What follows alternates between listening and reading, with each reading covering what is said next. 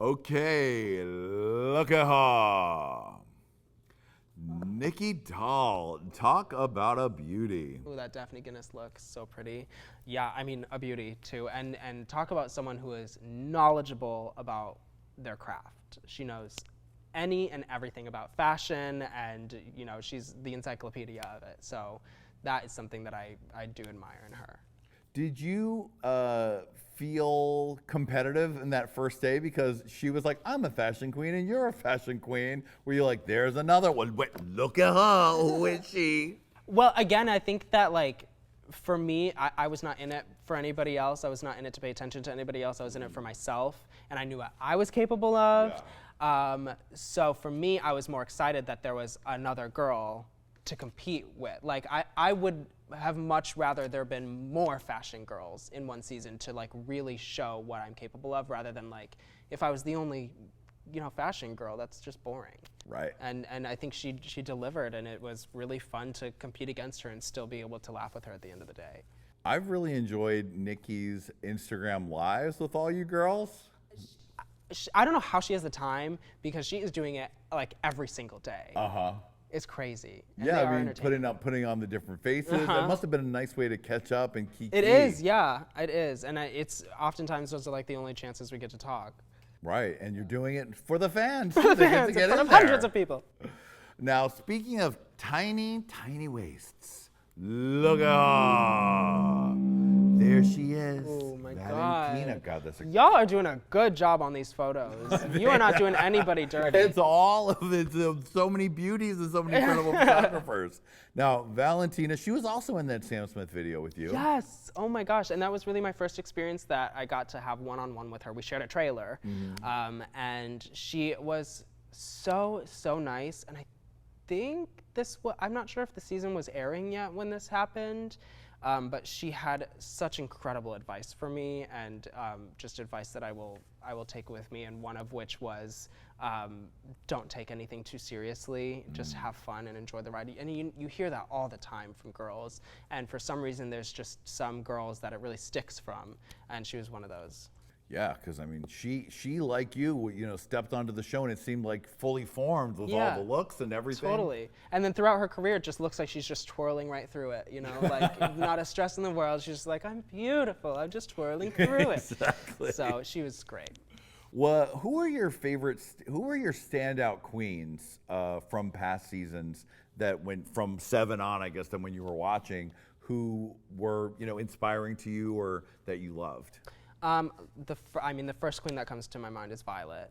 I love Violet. I think that she has not missed a step yet in her drag career, which is major. And I do think that she holds the most iconic fashion moment from the entire show, from her give up, when she was giving up her crown. Do you remember that gown? Oh, yeah. I was watching that with my mom, and she fell off the couch. Like, that was just insane. Like, she has such a mind for creating shapes and silhouettes, and just she knows how to put jaws on the floor. She does. Yeah. Who else? I love Katya, again from season 7. Love Ben to the Creme. Jinkx, I love. Bob is one of my all-time favorites. God, it feels like you're just waiting for me to get to one. So many to love, that's Yes, it. yeah. All right, here comes one that everybody's waiting for. You made it, everyone. Look at her. Your boyfriend, the father of your child, your life partner. Oh my gosh. What do they call you? What's the nickname that the fans have for you? It's really gross. Creegee? Creegee. Honey, that does not roll off the tongue. Creegee. Does not roll off the tongue, but I guess there's really no alternative, so. Right. Gistle. Right. You guys definitely played up the fan sort of, the obsession they had with the two of you, and anytime there was any affection between you, you played it up, even in the finale. Mm-hmm. Uh-huh. Mm-hmm. Do you have anything to say about that whole thing? All I can say is that I have nothing but love for Crystal, like eternally, forever, for the rest of my life. On set, I think that she was one that I got the closest to, And I just found myself turning to her for just about everything. And, you know, there were moments of us holding hands and I don't know, just even like thinking about her makes me really giddy and happy because, again, she is someone I really look up to, and she does not, like, oh, I feel like I'm a broken record, but she does not give a fuck about what people think. A single fuck. Like, her finale, she was a bird that vomited into her baby. Yes, it was mouth. so good. Sick, like twisted, sick, disturbing, incredible, talented, just amazing, and I love her. Like, really, I have so much love for her. Was there ever a romantic connection between the two of you? I don't know about her, but I definitely on set was crushing on her. Because Yeah. they're very cute. Yeah, absolutely. The mullet, honey. She does, and then she dyed it green. Did you see she dyed her mullet? Oh, no, green? I did not. Oh, she did. Now, did you every time that Crystal got more mullet love from RuPaul, eventually were you guys like, again with the mullet? Yeah, actually, for a while, yes. And I think the funniest part was that Crystal had no idea who El DeBarge was. Right. And was just like nodding along like, yeah, okay. But it was painfully obvious that RuPaul just was head over heels for Crystal in and out of drag. Yes. In for and out of her sure. anti-Christian underwear. Right. You know this one very well. Look at her. It's your mom. Which one am I looking at? Just kidding. I don't know. I honestly don't even know where to begin with that woman. She is my guardian angel. She is my everything. I really don't think I could like go on without her, which is extreme, but she just means everything to me, and there's no way I can ever repay her for the amount of help she's done, not only for the show, but for me, for our family in regards to me. And she's always the middleman and always finds the high road and the middle ground between everyone. And she's the knot that ties everyone together. What a gift to be in your 20s and actually be creatively collaborating with a parent. That's not really something that people get to do often, and it's really something to be treasured. That must be quite special. It is very special, and I mean I count my blessings every single day because I understand how lucky I am, and I know there are not a lot of people out there, kids out there, adults who have this kind of relationship in general with their moms. And I think that like a mother-son relationship is something that is so special and sacred, and I'm lucky to have it be so alive right now, and hopefully until years and years and years and years and years when the arthritis kicks in. Now, you told me that your mom was sending you a look a week or a look a month, and so what's that like? I mean, are you giving her ideas, or is she saying I'm making this for you, or does it just arrive? I wish. So she doesn't design things. She's not a designer. She's tried in the past, and it just somehow is never really the vibe for me. But I always design everything, and she's the puzzle piecer. Wow. So she can take everything I've ever worn looks exactly the way that it looked on paper, because somehow she patterns everything from scratch and can make it just look exactly the way that it's supposed to. So when I first moved to LA, I was getting booked so much, and I was like, okay, on Monday I'm gonna send you a sketch, you start working on it, and then it always arrived like 3 days later. Wow. Now that's really incredible, Gigi. I think people should remember that. Anyone who's like, her mom made all the costumes, like, well, you designed them all. You guys collaborated on that. That's incredible. It's very collaborative, yes. Wow, that is fun. Well, now it's time for your other mother. Look at her! Oh! The real mother! Yes. Now, you didn't get to really get that face-to-face finale moment with RuPaul. Or the Tic Tac lunch. Or the Tic Tac lunch.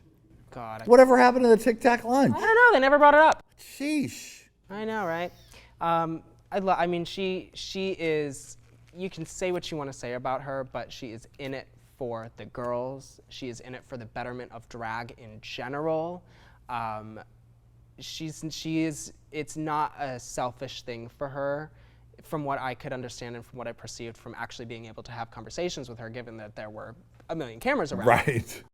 But you know, like even when cameras were cut and we were on the runways, there were moments of advice and just pure, like, it felt like a mother talking to you because she just really cares about drag.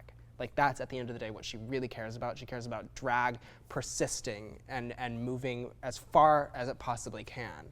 So yeah, say what you want, but she is in it for the drag. Oh, love it. And one final one, look at her. Another beautiful mother, Miss Lady Red Couture. Now, I mentioned it to you on the main show, but when Lady Red and I were watching your season of Drag Race, she was like, I know her. Okay, I know her. She used to come to FUBAR. She's very talented. What was your experience with Lady Red? Well, I was at FUBAR all the time, mostly like Mondays and stuff. Yeah, it was Monday night was her night, yeah. And me and the House of Avalon would always just roll up to FUBAR, and she was the door girl. So she'd be the one who's checking everyone's IDs. And of course, when I first moved here, I was not of age. And we never once had that kind of like altercation, but it's almost like she just knew. So like she'd check all of my friends' IDs, and then it'd come to me and I'd just be in full geisha and she'd just be like, I love it. And it has always had nothing but kind words to say. I've always felt that she was like a little bashful, which I could relate to in like the public situations. But you know, every single time I'm done with my number, I go outside and she's right outside smoking. And it just was, I don't know. It's so sad that the world has lost such an amazing person. Agreed. Well, I'm glad you guys got to have a little moment together. And every Hey Qween show we do is, of course, dedicated to our beautiful Lady Red. Absolutely. We miss her. And we love you, though, everybody. Gigi, we've had so much fun with you. You did great at Look at Her. You've been studying since high school, and you did a good job, sweetie. Well, thank you so much. I've had so much fun. And thank you to beautiful Erickatoure Aviance, Mr. Adaminta Josephinta. We'll see you next time on Hey Qween, and look at her. Hit it! Look at her. That's right, serve it. They're serving it. How about Gigi? She's serving it. That's right. She's working it. Look at her. Look at her. Bye, baby. See you next time. Now, camera, get out of here. Shoo! Gigi does not have time for you.